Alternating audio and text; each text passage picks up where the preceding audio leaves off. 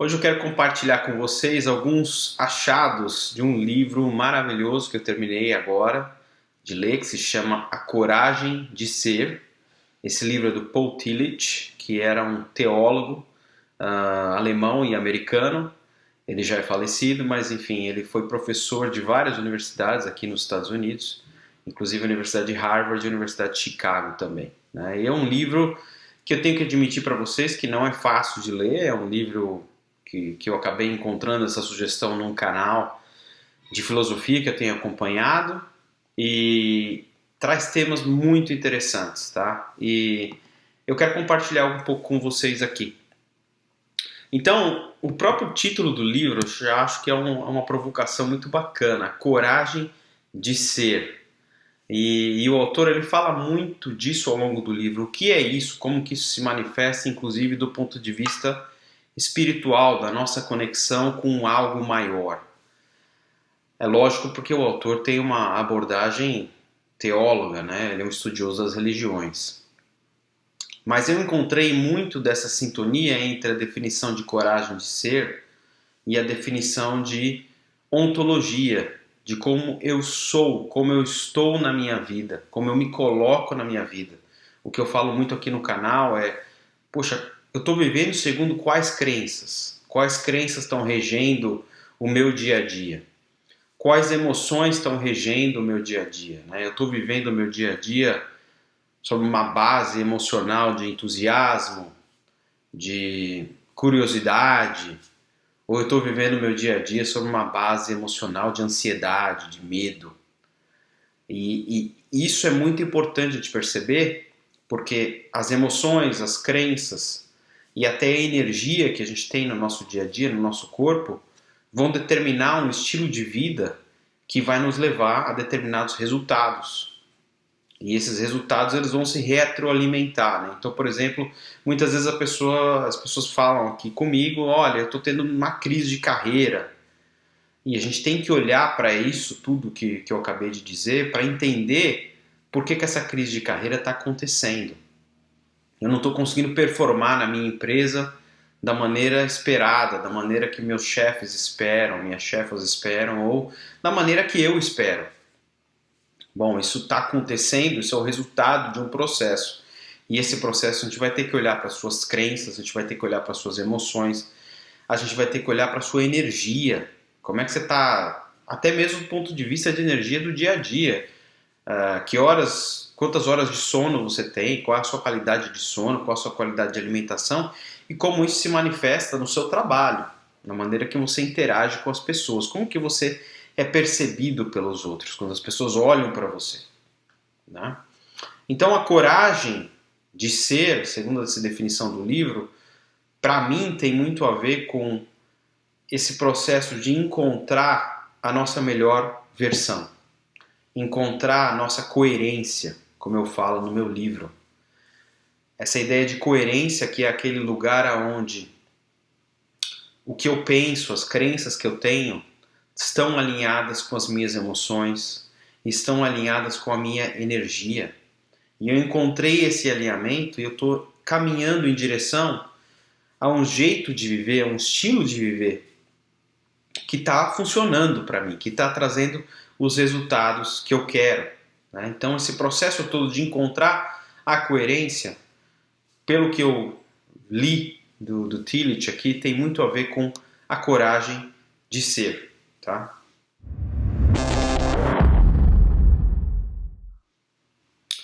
E uma das coisas interessantes que ele traz logo no começo do livro é o que acaba muitas vezes limitando a gente, o que acaba muitas vezes travando a gente.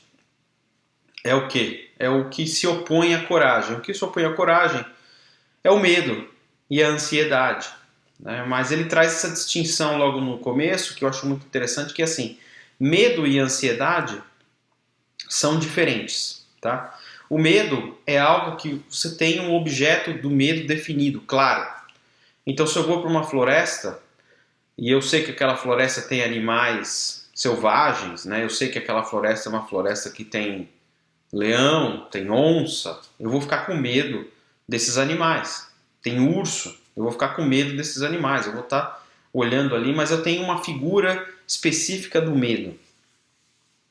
E nesse sentido eu diria para vocês que eu acho que a ansiedade é mais desafiadora do que o medo, porque a ansiedade não tem um objeto definido, tá? Pode até ter um tema em geral, mas eu não sei quando que esse bicho vai vir me atacar, né? Três tipos principais de ansiedade. Ansiedade da morte, que a gente nunca sabe quando vai vir, por isso é uma ansiedade, não um medo. Ansiedade de culpa, né, de se sentir culpado. E aí pode ser, historicamente, tem sido uma culpa religiosa, né, aquela ideia do pecado e tudo mais. Inclusive ele cita isso, que eu acho muito interessante, o quanto que cada tipo de ansiedade foi mais presente em cada momento histórico. E a ideia de que a culpa da ansiedade dominou principalmente a Idade Média. Mas hoje em dia ainda está muito presente. Mesmo se você parar para pensar e olhar para a ansiedade não como uma coisa religiosa, mas, por exemplo, se você fica muito tempo assistindo Netflix, você não se sente culpado, não é? Se você come, sei lá, fast food, coisas do tipo, chocolates e tal, não tem uma culpa junto com isso, né? E por fim, a ansiedade, que hoje em dia é predominante, embora as outras continuem também, é a ansiedade de falta de sentido, de falta de propósito. Qual que é o sentido das coisas aqui? Por que a gente está vivendo, né? Afinal de contas, algo que eu tenho falado muito no meu canal, quer dizer, a vida...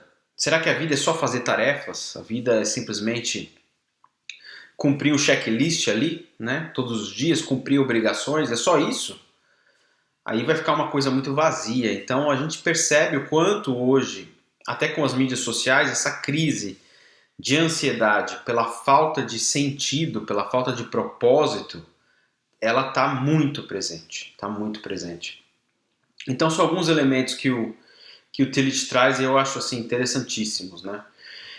Tem algumas outras coisas que eu quero reforçar para vocês. Eu estou com a minha lista aqui para a gente olhar. A importância da vitalidade e da intencionalidade. Quer dizer, são dois elementos que são fundamentais para a gente atingir a coragem verdadeira. Essa coragem que eu estava dizendo no início do vídeo, de você se colocar no mundo e de você buscar ser a sua melhor versão. Então, para essa coragem vir, o que eu preciso? Eu preciso de vitalidade.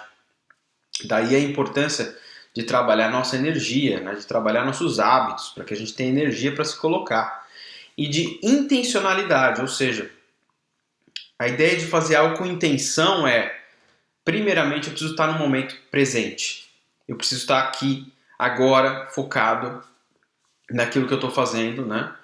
E fazer algo com intenção significa que eu estou colocando também não só a minha atenção, mas eu estou colocando o meu propósito naquilo que eu estou fazendo, né? Então, desde um prazer, como por exemplo jogar futebol, né? Quer dizer, eu estou no campo de futebol, isso é mais fácil até a gente fazer com esportes. Eu estou no campo, eu estou jogando, eu estou prestando atenção no jogo.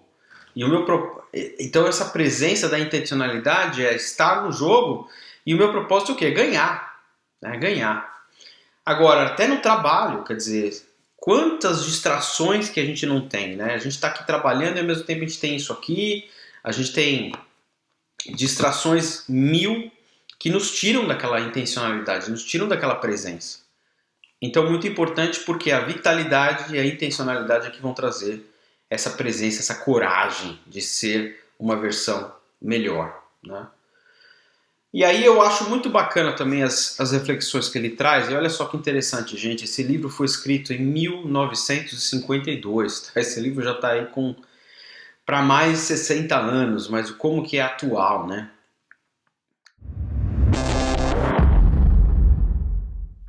Ele faz uma análise muito de essa coragem de ser, esse jeito de buscar o nosso melhor pode ser atingido tanto individualmente quanto coletivamente. Então, essa busca por uma versão melhor da gente. E aí ele traz muito um alerta para o perigo dessa busca coletiva, porque a busca coletiva ela pode acabar se tornando algo em que a gente é muito mais um seguidor de uma figura, o seguidor de um movimento, o seguidor de umas ideias, e a gente acaba meio que perdendo a nossa individualidade, perdendo a nossa identidade. Então, um perigo desse processo, e ele fala muito no livro de movimentos históricos, né? Imagina, o livro foi escrito em 1952, então movimentos como o nazismo, como o comunismo, como o fascismo, né? Ideias que levaram para um coletivo e foram totalmente distorcidas e as pessoas se perdem no meio daquilo ali, né? E aquilo ali, aquele movimento passa a ser o sentido da vida da pessoa, né? Então hoje em dia eu tenho acompanhado muito, tanto aqui nos Estados Unidos quanto aí no Brasil, os radicalismos políticos de pessoas que seguem de uma maneira assim totalmente cega um determinado candidato ou candidata, e eu me pergunto muito por quê, né? Por quê? Por que não olham para os fatos, acreditam em tudo que essas pessoas falam, né? E seguem realmente de maneira cega, e de maneira que causa ódio e causa cada vez mais conflito, aquela ideia do nós contra eles. Por que as pessoas são levadas para isso, né? Porque esse movimento de ser carregado por alguém, de simplesmente ter que seguir alguém sem pensar, é um movimento muito confortável, é um movimento que me traz uma visão de sentido na minha vida, me traz propósito na minha vida, mas ao mesmo tempo me coloca como um soldado. Quer dizer, eu não sou mais um agente do meu destino, eu sou simplesmente alguém que estou seguindo ali uma pessoa e tudo que essa pessoa falar eu vou fazer, eu vou acreditar, né? É um processo que pode ser muito perigoso, tá? Então, perigos que a gente tem que ficar de olho aí para não cair nessas armadilhas.